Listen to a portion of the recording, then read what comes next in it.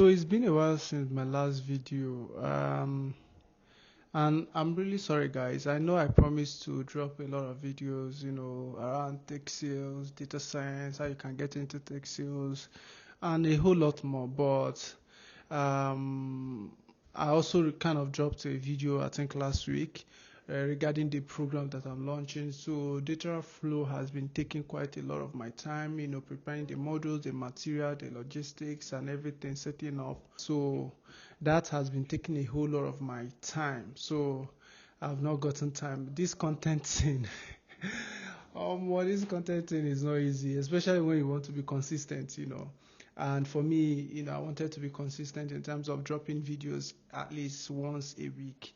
But for the past, I think 2 weeks or 3 weeks, so I've been dropping more of shorts than the normal video. But yeah, just wanted to quickly address something. One of the questions regarding my last video that I dropped, where I told you guys that I've relocated to Canada and all that, and that being also one of the reasons why I had to leave Microsoft and all.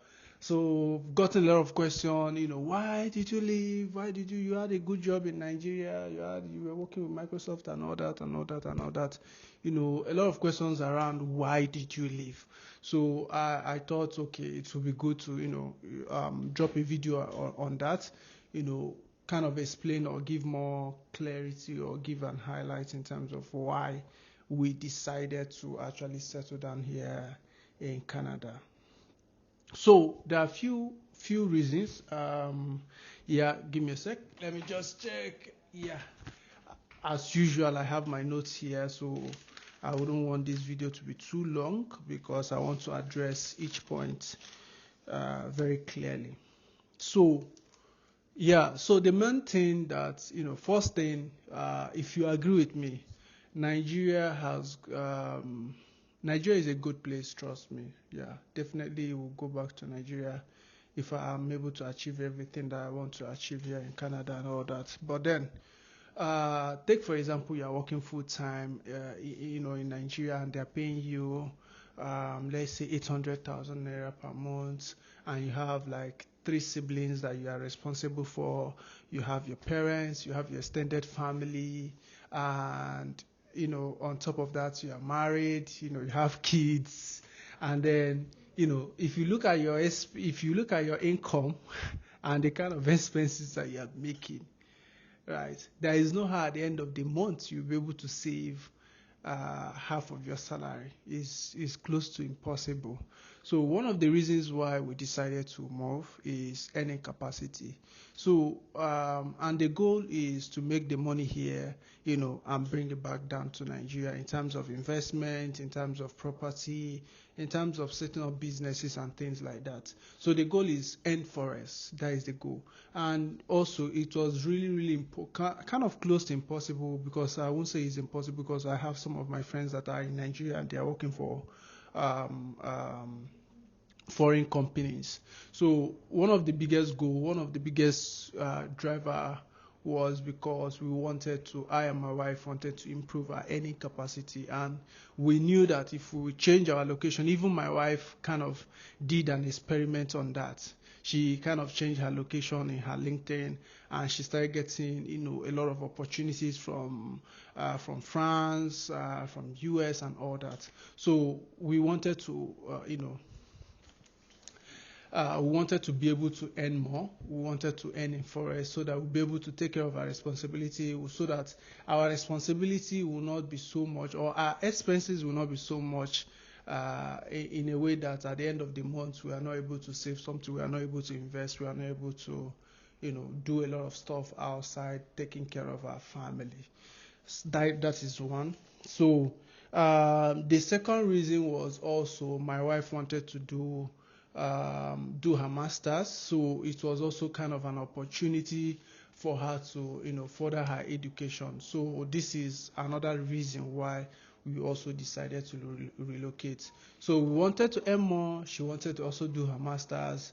Again, My wife is someone that is very, very, even though she did her BSc here in Nigeria, she wanted to have that international experience, culture change, have that experience in terms of learning abroad. What does the teaching methodology looks like? What does the practice look like? What would she stand to gain? And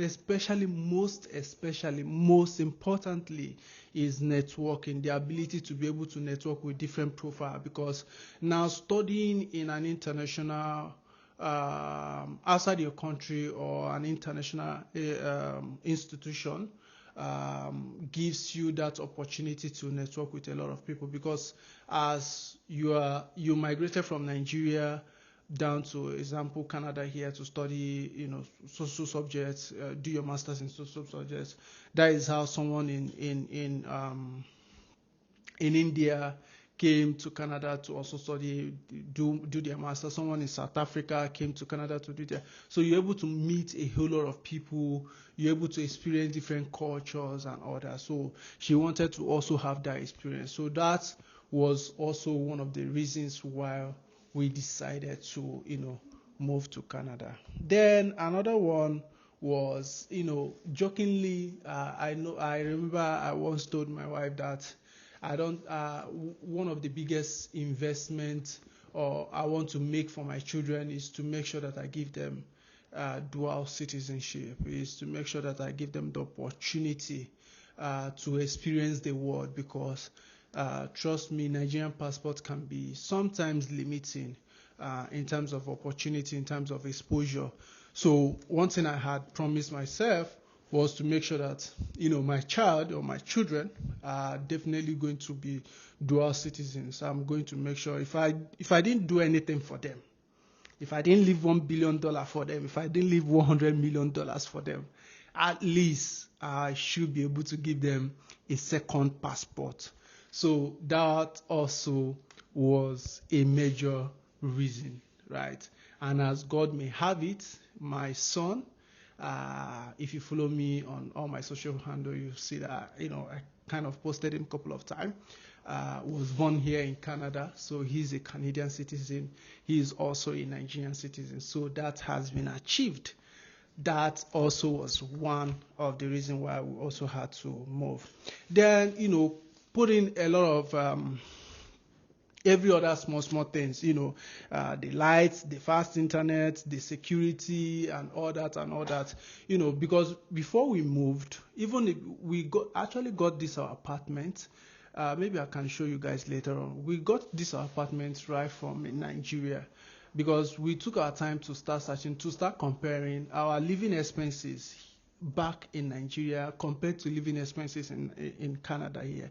And trust me, is really close to the same, right? Yes, I know you will say our house rent here is paid monthly, in Nigeria is paid yearly. Then the kind of quality of house, right, the kind of standard of house that you see here are the kind of standard of house you see in Lekki Phase 1, in VI, that you pay 2.5, 3 million, 4 million per year. And if you break down to a monthly cost, is not that far off from what someone here in Canada will pay monthly for the same quality and standard of house. But you can argue in the comment section. But then we compared. Let's take electricity for an example. So my bill here every month is around $90 Canadian dollars. So if we do a rough estimate, let's say that is like 120,000 naira if we should convert. So back in Nigeria, where we were staying, not even in Lekki, somewhere in Yaba, right? And here, this is a 2-bedroom apartment. Back in Yaba, it was a 1-bedroom apartment. There is a room, parlor, kitchen, toilet, and bedroom. Then you have your corridor and all. We spend close to a 110,000 every month buying fuel alone. And this fuel is not something that it lasts us the whole day, every day. No, we still turn off the gen once it's like 12 a.m. Sometimes 1 a.m. we turn off the gen. And then also we are on Bambi, by the way.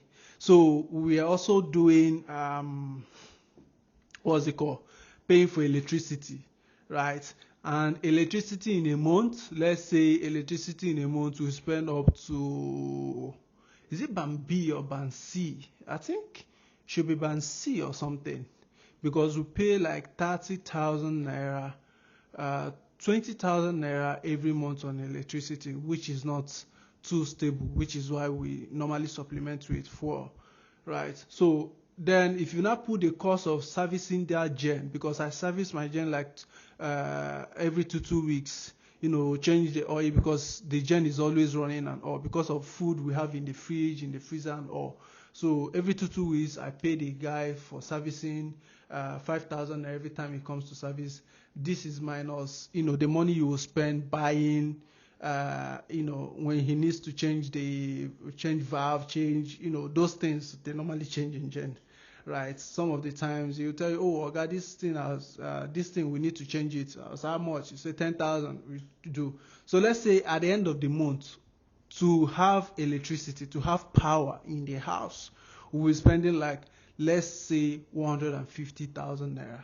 So compared to here that light is 247, right? That powers everything in the house, and we are spending even less than that amount. If we talk, okay, internet, is also comparable. Here, I get 500 Mbps upload speed, download speed, and about 300 Mbps download speed, which in Nigeria, this is a plan that you get for like 300,000 and 200, or at least minimum of 200K to get this kind of bandwidth in Nigeria. And here I pay $50 for it. So you see that if you start comparing all these things, they are kind of almost the same thing, right? Which was why we said, okay, and then plus every other thing that's there happening around and all that. So those are the main reasons why we decided to and again, I knew God is faithful. I knew I'll also get a new job, way better job here in Canada, right? So those were the reasons. First of all, we wanted to have the opportunity to earn more, have the opportunity to earn in forex. That was first. Then coupled with the fact that my wife also wanted to do her master's, coupled with the fact that I had also said I want to make sure that for my children, if I don't do anything for them, I'm giving them second passports, dual citizenship, then with every other thing in between. So I hope this clears the air.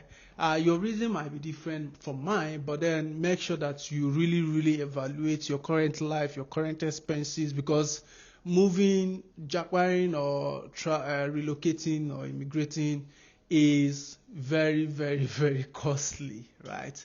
You need to really evaluate to make sure that you have the funds in place, at least projects, a savings that can, sustain you wherever you are going for the next 6 months, in case if you don't land a job or get something that brings in income for the next 6 months, at least 6 months. Have a savings that can cover you and your family for the next 6 months. At least that was what we did.